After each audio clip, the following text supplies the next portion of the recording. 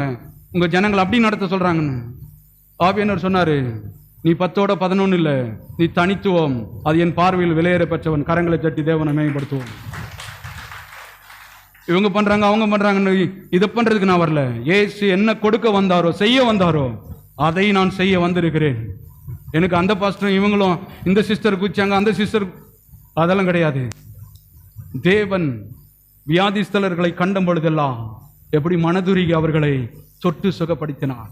வார்த்தையை கொடுத்து சுகப்படுத்துறார், வார்த்தையை அனுப்பி சுகப்படுத்துகிறார்.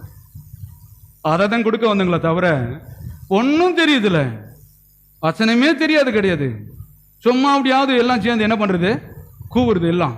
அதங்க சொல்றாரு, வாசிங்க 17. உம்முடைய சத்தியத்தினாலே அவர்களை பரிசுத்தம் ஆக்கும். எதனால பரிசுத்தமா? சத்தியத்தினாலே. எல்லாம் சொல்லுங்க, சத்தியத்தினாலே. சத்தியம் தான் தேவன், நானே வழியும்.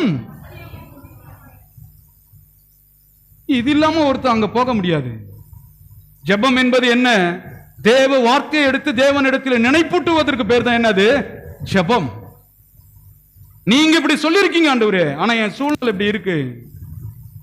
சூழ்நிலை பெருசா, வார்த்தை பெருசா? வார்த்தை பெரியது என்பதை அங்கே செய்து முடிக்கிறார்.